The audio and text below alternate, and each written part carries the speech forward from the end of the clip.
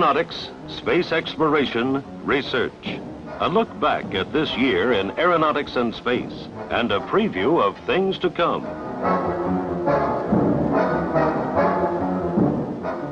These are the highlights.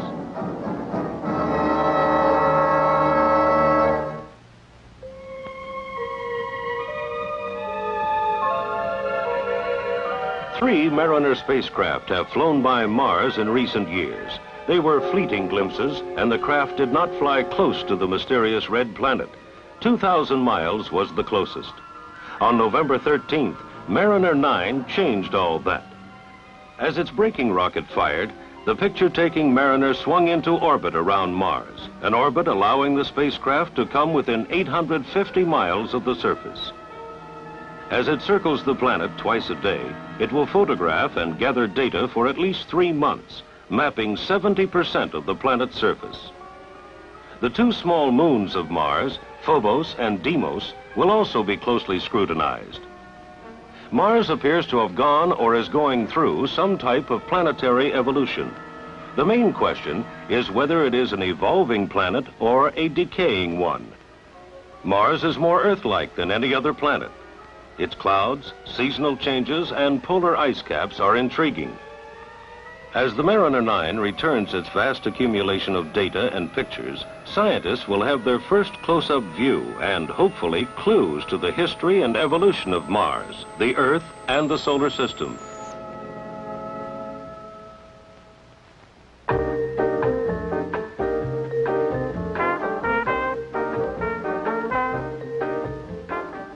The Sun is roughly 10,000 times larger than Earth.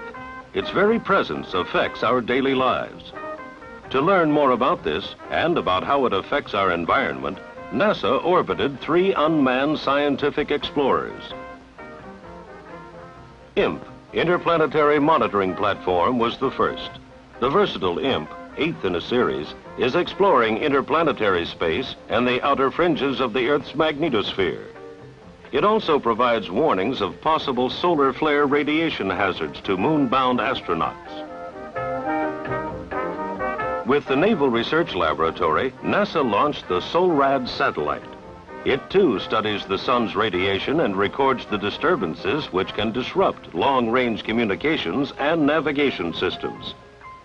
This computer-type picture shows the sun's disk and inner corona. It was returned by OSO 7, the latest in the orbiting solar observatory series. OSO is trying to determine the direct effects solar flares have on the environment, weather, and communications. Earth is surrounded by the magnetosphere, an enormous teardrop-shaped region formed by the solar wind, a supersonic stream of particles blowing on the Earth's magnetic field. It is in this region that a craft like the small scientific satellite does its job. Its mission is to investigate the causes of worldwide magnetic disturbances and map in detail the ways in which the motion of these particles changes with time.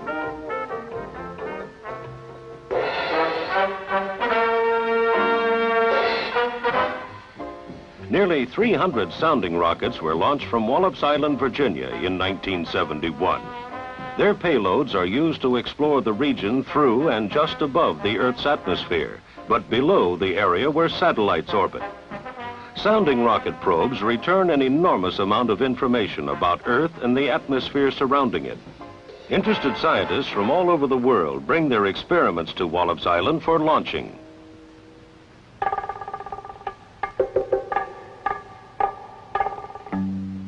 Stratoscope 2, a large astronomical telescope, was hoisted into the sky by a giant balloon from the Marshall Space Flight Center in Huntsville, Alabama.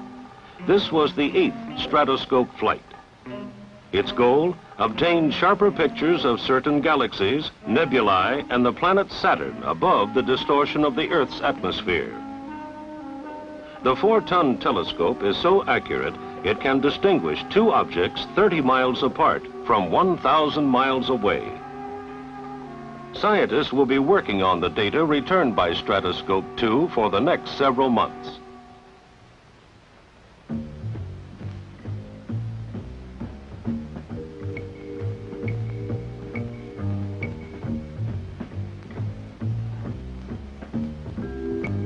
NASA used planes like this in checking out cameras and sensing equipment to be carried on future Earth resources satellites and the manned orbiting Skylab space station. An interesting side benefit took place this summer as the specially equipped planes were used to detect southern corn blight during the 1971 growing season. High-altitude infrared photos were taken and then analyzed by Purdue University and the Department of Agriculture. These photographs were used to determine the extent and degree of corn blight. At the request of the local government, survey missions were flown over the island of Jamaica. Much of the water from Jamaica's 200 inches of rainfall never reaches its cities. It is believed that submarine springs carry a portion of the water offshore into the ocean. This was indicated by the preliminary analysis. Here is one of a pair of high-altitude aircraft converted for use in Earth resource surveys. They are operating from NASA's Ames Research Center near San Francisco. The data collected by these flights is being used to simulate future remote sensing Earth resources satellites. Satellites that will be used to study agriculture, forestry, geology, oceanography, and urban development.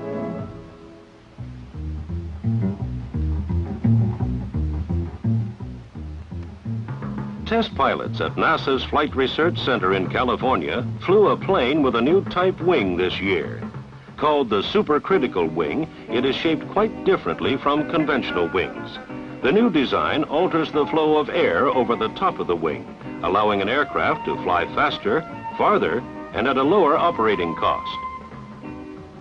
This sleek black plane, the YF-12, capable of flying 2,000 miles per hour, made 25 test flights.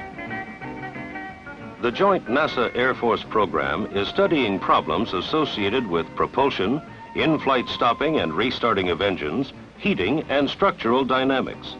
The research is aimed at furthering the development and operations of future civil and military aircraft.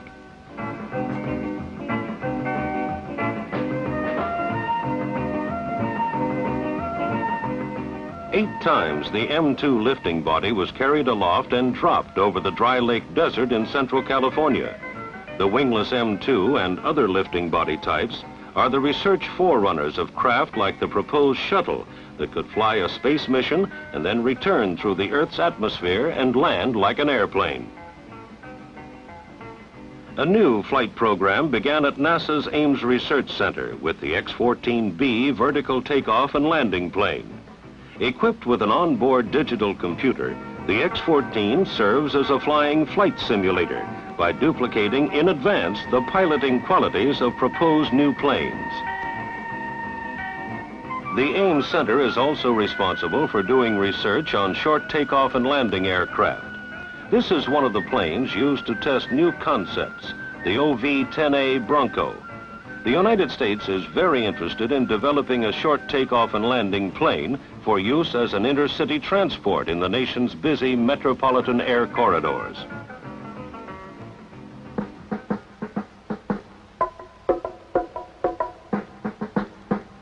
In an effort to reduce the noise of jet aircraft as they land, NASA, with American Airlines, spent 50 hours investigating the problems connected with steeper landing approaches. It appears that by keeping aircraft higher above the ground and reducing engine power during the landing approach, noise near airports can be lessened. Operational procedures for this type of noise abatement are being analyzed. Attacking the jet noise problem at its source, engineers at the Lewis Research Center in Cleveland are supervising tests of a quieter jet engine. The goal is to develop an engine that will be 15 to 20 decibels quieter than present aircraft engines.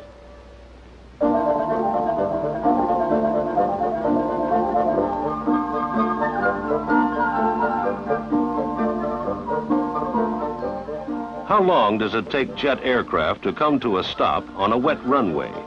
To find out, aeronautics experts from NASA's Langley Research Center in Virginia, cooperating with Air Force and FAA officials, conducted a series of landing studies at several airports around the country. Time after time, runways were flooded with water. Then, ground vehicles and the test aircraft tried stopping on the wet pavements. The increased knowledge of runway friction gained from these tests should result in improved safety for both aircraft and airport ground operations in adverse weather conditions.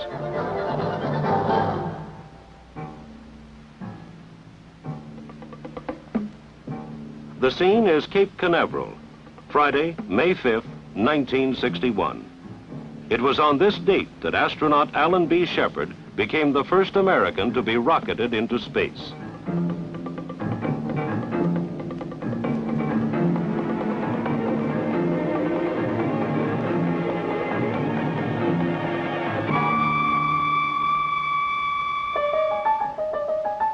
Ten years later, January 31st, 1971, Alan B. Shepard made his second space flight, this time as commander of Apollo 14, the country's third moon landing. With astronauts Mitchell and Russa accompanying Shepard, Apollo 14 marked the beginning of large-scale use of the moon for science. These are some of the 94 pounds of lunar rocks returned from the moon's ancient hills of Fra Mauro by Apollo 14. They are beginning to tell scientists a story 3.5 billion years old. From them, we are learning about the early history of not only the moon, but other planets as well. The Earth, Mars, even Venus and Mercury.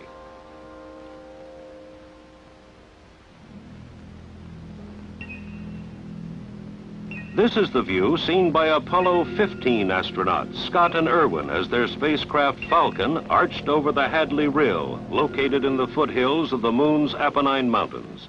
8 feet -1. Contact. Bam. Okay, Houston, the Falcon is on the plane at Hadley. Roger, roger, Falcon. Theirs was to be the most extensive exploration of the moon ever made. To prepare for the July mission, Scott and Irwin practiced on similar Earth terrain at the Rio Grande Gorge in New Mexico. They also spent many hours getting used to the lunar rover.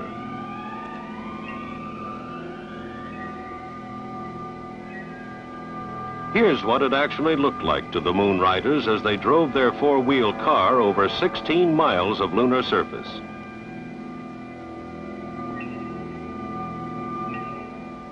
As a result of their increased mobility, the pair returned 180 pounds of lunar rocks and deep core samples. After liftoff, and while in lunar orbit, the trio launched a small scientific satellite called the sub-satellite to study the area around the moon. As they headed earthward, astronaut Al Worden climbed outside the spacecraft and retrieved film from a pair of mapping cameras. The scientific instruments left by Apollo 15 and the photographs and samples they returned are giving us a real understanding of the moon in relationship to the Earth and the Sun.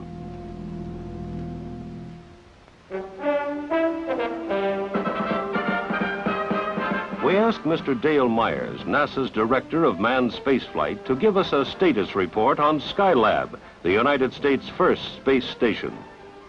This year has been a big year for Skylab. All of the hardware for the program is coming into focus. Our qualification programs are underway. The major elements of the Skylab system are in the final positions of manufacturing and checkout. Now, one of the more important things to me about Skylab is it gives us an opportunity to learn more about man's capability to work and live in space.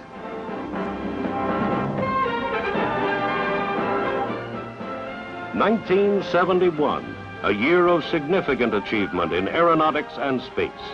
These have been the highlights.